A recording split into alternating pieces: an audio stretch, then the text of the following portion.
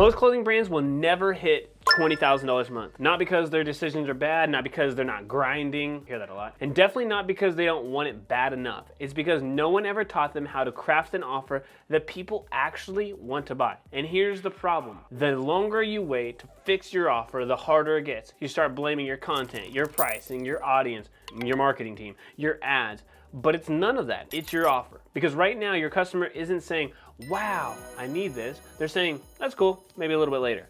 And if your offer doesn't trigger urgency, identity, or even trust, you're just scaling noise. But there's a formula, one that turns browsers into buyers and cool brands into consistent 5-figure, 6-figure, 7-figure machines. So in this video, I'm gonna be breaking down the exact formula we use with brands that scale past 20K per month without burning out, dropping 50 collections, or relying heavily on discounts. It's called the clothing offer equation, and I'll show you how to use it and how to fix what's holding you back. The offer equation is loosely based off of the value equation that Alex Hormozi has. Now, his value equation is for business to business, and it's mostly service-based business owners, and love Alex Hormozi, shout out to him, go read all of his books. But what he did was not apply it to e-commerce and apply it to specifically apparel. So that is what this is. As we built the clothing offer equation and as we've dove deeper into this, it is specifically helpful for clothing brand owners. So this is the formula here. I will write it up on the board and then I will break down each of what these mean. At the end of the day, we are just trying to do one simple thing. Numerator, denominator. I know you probably hate me because we're going back to math here. So this is S, so style aspiration, times quality and fit. So the aspiration that your customer potentially has to the quality and fit, that number, we want this number to be bigger and we want this number to be smaller. So our only goal is to raise this number and to lower that number. This right here is waiting time. Well, again, we're gonna go into deeper. Shopping friction, and then price sensitivity. So all of these numbers here, we have things and mechanisms that we can do and tweak to pull them down, and we have areas that we can use to improve these right here. And you're probably like, well, what the heck does that have to do with making 20K per month? Everything. Because if you don't know your blind spots, you have no clue why these are affecting your sales, that lies the answer, right? So style aspiration is about your identity. Does your brand make people feel like who they want to become, right? People wear Rolexes for a reason because they see the people who wear Rolexes and they're like, I want to be like that. People wear Skims, not just because of Kim Kardashian, but because who the people who also wear Skims, they want to be like them. Are customers tagging you in pictures? At the end of the day, you have to ask yourself, does your brand make people feel like who they want to become? I don't care if you're a fitness brand. I do not care if you are a loungewear. I do not care if you're a boutique. Do your products make people feel like who they want to become? Are customers tagging you in fit pics? Like if they're wearing products, are they tagging you in them? You gotta ask yourself, okay? Even if you're brand new, I know some of you guys are just starting out, right? You may not have an answer to that and it's completely fine. Is your aesthetic clear and consistent? Again, this is subjective opinion, but you really find out from people, and I know you're asking your friends and family, that's fine, but people speak with their dollars, okay? So early stage, get it, you may not be able to do it. Are influencers repping it without direction, right? Are you seeding some things to products to people, and have they worn it? One of our program members, and this is called the Optimized Store Owner, it's for brands that are just starting out to brands that are scaling, like I mentioned earlier, but there's a group coaching, it's a mentorship, if you will. And our program members in late 2023 is a French-inspired parody line, if you will. It's kind of the best way I can look at it. They were print on demand, but once they learned the aesthetic fully of who they were going out, their community followed as well. So all they had to do was create content that was specific to them. It was a parody line. And if they just continue to post flat lays with super high quality images, probably not going to do well. What they did really well was they started creating carousels. So what they did was they created a carousel of content that was actually engaging, whether it was a meme or an image or video. And then as you got to the end of the carousel, they had basically a call to action. They used Meta, Facebook, Instagram, like Shop. People could click the product and go purchase it. Again, I'm not a big fan of like calling out organically, but it's very subtle, right? It was like 90% adding value and adding some humor to it because again, it's a parody brand. And then at the end of the day, they had a little call to action there. This QF, so that's style, right? The QF here is very simple, right? QF is quality and fit confidence. How confident are they? If they don't trust the fit, they won't buy. You raise your quality fit by showing real sizing guides, right? If you guys do not have those. Close-up products, right? of the details, videos, customer fit reviews. I would love, like, even if it's just you grabbing your phone and talking through, like, hey, I'm wearing this shirt, it's actually like true to size, it's got this type of material. Customer fit videos, even if it's yourself, extremely helpful to put into the product page to help with these things. Product videos, extremely beneficial to help customers to understand, again, what is the quality and fit like? If they don't think that it's going to be a good fit, they're just not even going to worry about it. You can talk through the durability and stitching details, right? So if it's hand stitched, or like that, you can wash this a million times, or like whatever it may be, right? We need to know those details. So there was a brand, they are out of Eastern Europe, and they sell, I would say, most of their clothing lines are extreme for like cold weather, as you would imagine. And one of the biggest things that they did was they talked about the weight of their products, because GSM probably means nothing to most people except for you, who are, I guess, clothing brand owners. It was extremely heavy. If you're familiar with Comfort, the hoodie brand, they have like 300 GSM. This particular hoodie in like winter line was like 500 GSM and even heavier. And they just didn't explain it very well. It was just like, oh, this is another hoodie, it's super high quality, and like they had a good, style aspiration. They told people about who they're going after, but nobody knew like what's the difference. Because if you're gonna spend that much on a hoodie, which I think it was like basically 175 USD for a hoodie, like it better have some really good quality and fit. It better have something, at another level besides just the fact that it is a nice hoodie. Now, some of you guys may have a very established brand. Some of you may have hundreds of followers, millions of followers, hundreds of thousands, sorry, millions of followers, and that could help you. But at the end of the day, it's $175 for a hoodie, so it better be at a whole nother level. That's the top part here, right? There's so many different things that we can do to improve that. Hey guys, before we go to this next one, I just want to say a quick hey, howdy, and hello. My name is Aaron, and alongside my business partner, Christian, we help grow and scale clothing brands that are just like you. In the last 12 months alone, we've helped over 300 brands grow and scale from either the startup phase all the way to 8 figures per year. So if you're looking to scale, hit that like and subscribe button so you do not miss out on any of our latest content. And if you do this in the next 3 seconds, I'll share with you one habit that keeps me hungry and humble that you should implement into your business if you get nothing else from this video. All right, so the answer is journaling, and not a side tangent here. The journaling, why it's so important and why I get value out of it, is I break it down into 2 different ways, right? So I write what's going on for the day, and then I am just write why I'm thankful. And for me, there's a lot of purpose in that with my faith that goes along with it as well. But what I do, and why it stays humble, is that I look back either a year or 2 years. So because I've been journaling for so long, I look at the exact same date and what I was worried about a year ago and what I was talking about, either the age of my kids or how much money I was making or the growth of the business or not, or what I was struggling with. And then I look at how small and minuscule that was to keep me humble. And then I look at the problems that I have today. I'm like, oh wow, this is something that's going to be nothing in a year from now, but also keeps me hungry and reminded of what needs to be done. So, little side note for you, if you are not adding journaling in, I know it has nothing to do with this video, but also could be the only reason you do or do not hit 20K per month. So the W, all right, this is waiting times, shipping times, right? What customers expect? Customers expect Amazon level speed. And we've actually seen surveys, people don't actually expect Amazon level speed, but they do expect it to be fast. And when I consider this like fast, I mean like not waiting 8 to 10 days to fulfill. That's a killer. So adding a fulfillment partner, literally anything, showing delivery estimates on the product pages, also extremely helpful. Offering express shipping for the VIPs, if you can figure out ways to make that happen. One of our brand owners, they were a young guy, probably 25 years old. He was doing print on demand, which many of you guys may be starting there. He started to make some actual sales, so he couldn't affect this number a lot. He did have good style. He did have good quality and fit. This number was just extremely high. He lost a lot of sales. A lot of people adding to cart. Then they see the shipping and they're like, oh, heck no. So we started to get consistent sales, and then he just decided to take the leap and made a partnership with a 3PL or third-party logistics company who basically fulfilled all of it.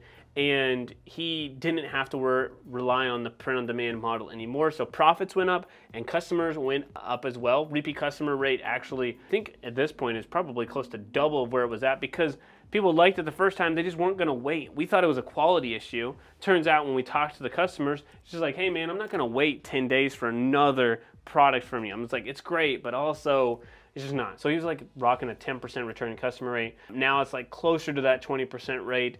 Would love to be closer to 30, but I'll take 20 at any point. But you have options. There's always options to, like I said, increase these numbers and decrease the ones here. Print on demand, easiest way. As you start to make sense, look into a third-party logistics. Look at other options that you can provide to your customers. There's like ShipStation, a bunch of other apps my business partner Christian really recommends. You guys can check out our videos for that. But you should really pay attention to how you can take care of your customers with shipping, because it is a big friction point. Hey, look, if you're realizing your offer may be the bottleneck in your business, let's fix it. You can book a free strategy call session with us. We'll break down why your business isn't scaling, find the leaks in your bucket, as I mentioned earlier, and map out a system that actually scales. No fluff, just actual clarity. And if nothing else, we'll point you guys in the right direction. As you can imagine, spots are limited, so make sure you go check out the link in the description right now. All right, next up here we have shopping friction. If your site takes forever to load, you're better off just like showing the actual products on your homepage and doing nothing else, versus like I've seen so many people like show me this cool video or like show me these like 12 images on a slider. It's like nobody cares. It's actually just confusing people, and you should go check out a book by Donald Miller, StoryBrand 2.0. And like, look, if you confuse people, you will lose. At the end of the day, stop having a maze. You're bleeding sales. Fix your friction. Also, most people are on mobile. I think it's like about 60% of people actually purchase from mobile now. We're getting a lot of purchases from millennials, Gen Z. Gen X still prefers desktop a little bit, but that's fine. Give people the option to have a great mobile experience, and then give them guest checkout. I will tell you, I mean, I've backed away from purchases, even knowing what's going on. I'm like, all right, I'm getting ready to go make a purchase from an ad that I saw. I'll go and do it. And then I got to create an account. Heck no, I'm out. Guest checkout is always an option. Apple Pay, you'll get my money. PayPal, you'll also get my money. Google Pay, I don't mess around with you guys, but Google, I know some people out there love that too. But like, you got to have those an option. Even Shop Pay, I do like the shop option as well, but like, give us the fast one. I'm not going to. My wife actually does it. She knows her debit card, every number by the top of her head, but I don't know if that's normal. But I would like for her to forget it, honestly. But for you guys, Apple Pay, if you want more sales, if you want more customers to purchase, making sure that you give them very convenient ways where they don't have to go and figure out how to actually make the purchase and go and grab their card, go pick up their wallet to make it happen. You can also mess with the shopping friction by cart abandonment flows. Okay, what I mean by that is flows, automations. We use Klaviyo. If you're not using Klaviyo, that's fine. You can use OmniSend. So there's this brand owner, they are out of, I think, the Carolinas. One of the coolest things that we did was decrease the shopping friction number and cut our checkout time in half, and saw a 20%, actually it was 26% lift, if you will. But basically 26% more conversions. And how did we do it? She had a slider for her images, and it was confusing to people versus just a static image. So we got a static image. Her pop-up was very confusing, and it also popped up, I don't know what it was like 3 seconds, which I'm a fan of doing, but on the mobile experience, it took over the whole page, couldn't find the X, so it made people frustrated, and they ended up leaving, so the bounce rate was high. She also had like one of those scrolling banners up at the top that just kept going, and it was just distracting, keeping people's eyes on the page, but not over anything that actually mattered. And then when you added to cart, there was no opportunity to purchase with Apple Pay. And I'm not saying majority of people have an iPhone. Statistics will tell me, we can pull it up, but I think a lot of people do. At least I do. Shout out to iPhone people. But she didn't have the Apple Pay option, and so just by making those moves alone, it dramatically improved her conversion rate and shopping friction. We decreased it completely. So shopping friction, lots of things that you can do for there. You always should look at your specific business and find the follow-up points for that, but that's a big one. This next one, price sensitivity. Look, if 80% of your orders use a discount code, you're conditioning people to never pay full price. A couple of things you can do to fix this, right? So bundling products instead of discounting. You can still give a deal. You can still have an amazing offer, don't have to give a discount. Sharing the craftsmanship stories. I'm always a big fan of like, look, if you're selling products for super cheap, that's fine. It's just gonna be hard to make money. Focus on quality, go deeper, talk about the craftsmanship, talk about the founder story. Make this feel like somebody's actually getting an experience with their purchase, okay, versus just another shirt. You could be like the Sheen if you want, but most of the people we're talking to, people like you on the other side of the screen, you have a product that you care about. You are the business owner who started this because you saw a need in the marketplace. You are the one that is the customer, and so make sure that people actually feel that as well. Another way to do this, though, is price sensitivity, offering loyalty perks. Just like, I mean, if it didn't work, right, people with airlines, you get so many perks like coffee shops, like, so offering perks, great idea to keep people coming back and not feeling like it's such a burden, and you don't have to give a discount. Or if you do, it's because they're so loyal here. One of the things that we actually did to increase sales, which sounds crazy, right? So we worked with a brand, they sold clothes, but one of the accessory options they had was bringing in a ton of money. We actually raised the prices by 5% and increased the conversions after by building more value with storytelling, but actually it became more competitive in the marketplace. And because we raised our rates, we had more people buy. It was actually one of those things where, like, if you're trying to tell somebody like to buy this Ferrari, and the Ferrari is normally $200,000 or $300,000, and then I show up outside of your house and it's, $10,000, you're immediately wondering what's wrong with it, who stole it, and is this thing going to work? Versus if it was priced closer to like, hey, it's $150K and it's a steal, then okay, tell me what's going on. It's like, hey, look, this guy had to get rid of it because of X, Y, and Z, and so it's like, okay, more believable. And so if you lower your prices too much or keep it too razor thin, which I know some of you guys are, some of you are like, I would never pay more than $20 for a t-shirt. I understand. I got brand owners who are inside of our program and sell t-shirts for $75. So I made that shock you, but people have a perception in their head. If the price point is a certain dollar amount, there's a certain quality that is higher and a certain level of perception from it. 5% increase in the conversions, which for him, we're doing a significant amount of revenue, is big value there for that. So make sure that you're not underpricing yourself in the marketplace. Okay, so you may be asking yourself, okay, so how the heck do I score myself for these areas? Okay, so here's the objective data. I pulled this up on the sheet as well. And again, if you're this far into the video, I love you, but the reason that I love you is because I know you're actually going to take action. So if you want this, just comment the word clothing down below and I'll send it over to you. I'll give you a full equation with the link. So style identity, struggling, 1 to 3, right? So customers don't care about the brand, few social media likes, comments, or shares. So in the beginning stages, you may have a low number. Average is 4 to 6, 7 to 10 across the board here. So this is how you would read it. Quality and fit, many returns. If you have shipping speed, right? So 10 plus days, you're at a 1 to 3. I mean, honestly, I'd give you a 1 at 10. 3 to 5 days, you're in the 4 to 6 range.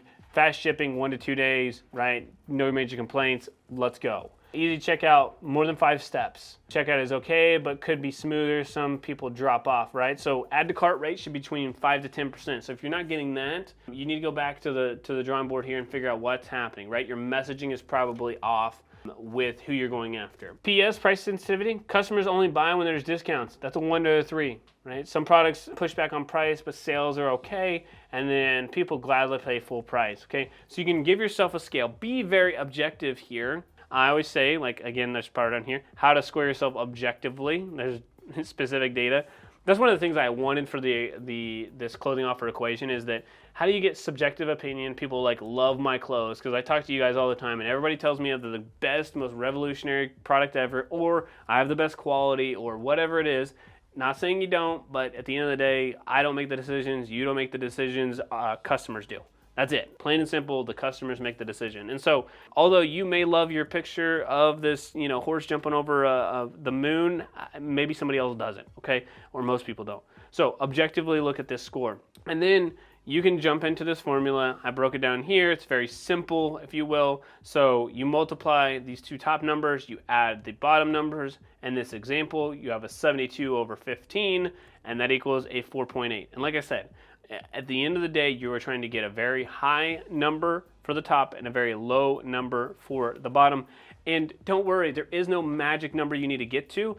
The magic number is what works for your brain. How do you continually improve? And some of you guys may be like, well, that's frustrating. Give us the actual number. I'm like, look, some of you guys may have a really low score, but still make a ton of money, probably unlikely, but because your price point is right. And some of you guys just need a roadmap to what needs to be improved and how you could actually see it. The goal here is, where's your blind spot? How do you improve that? Because if you're making macro changes for the brand, then cool, you could see a 20, 30, 40% increase. But a lot of you guys, some of you guys, I would say majority of you guys are like, we're getting some consistency here, but with some sales, but then they're so inconsistent on how I actually grow. And this will help you get the 5, 10, 15, 20% better, but it'll help you see the blind spots in your business and why it's actually not growing. You may think it's one thing. This gives you objective data of the things that you actually should change, not just the things that you feel like. Some of you guys spend so much dang time on your website making tweaks and changes, and it's not your website, it's actually to do with your messaging, and it's completely shutting down the business.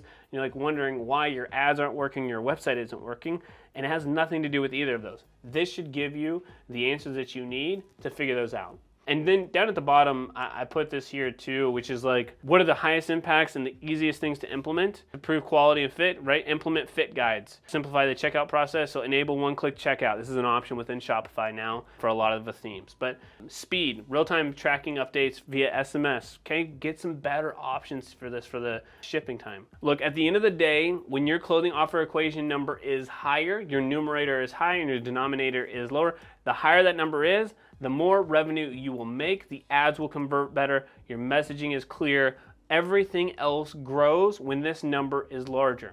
Look, you don't need thousands of SKUs, you need one irresistible offer with low friction and the simple, that's the important part, the simple part sells. Offers aren't sexy, but they actually do scale. The fastest growing brands, they don't chase the trends, right? It's fun to ride those sometimes. They lock in on one offer that works and scale it like a system. You don't need more hype, you need more clarity. And now, again, I'm not against hype. Please don't hear me when I say that. I'm not against hype, but you need more clarity within the brand. Here are 5 converting offers that I would put. Build your fit bundle, okay? Increases the average order value, personalizes your experience, and feels premium without the actual discount. Number 2, free express shipping on your first order. Again, you gotta do some deals with your shipping guys over here, find some FedEx, find some DHL, whomever. Let's make sure that we have a great offer there.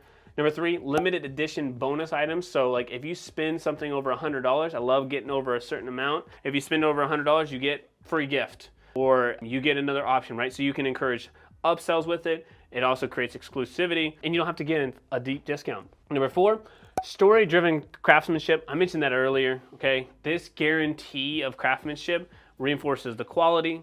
It also justifies the price, so you can have it a little bit higher. One of the brands we talked about earlier that was selling a little bit of jewelry, they have a 100% money-back guarantee, so amazing. And then this last one, a style quiz. Most people don't do this, but style quiz and like the starter pack. Hey, look, I'm getting ready to go into the workforce and you're selling workforce apparel. What fit should you be wearing? Or like, hey, I'm going to a wedding or I'm going out with my friends this weekend. Do a style quiz. Find out what works for you and your body style. There's so many apps and things that are available out there for free that you can apply this as well. And it also feels personal and it converts because it's like a funnel where people are actually going through it. They now have the clothes and they could go make a decision for that. All right, so I hope this gave you clarity. If you're ready to now start running Instagram ads now that you have an offer that works, go watch this video right here next. All right, y'all, thanks so much for watching this. Really appreciate you. Again, do not take any of you guys for granted at all. Thank you so much for watching. We will see you next time. And P.S., make sure you subscribe.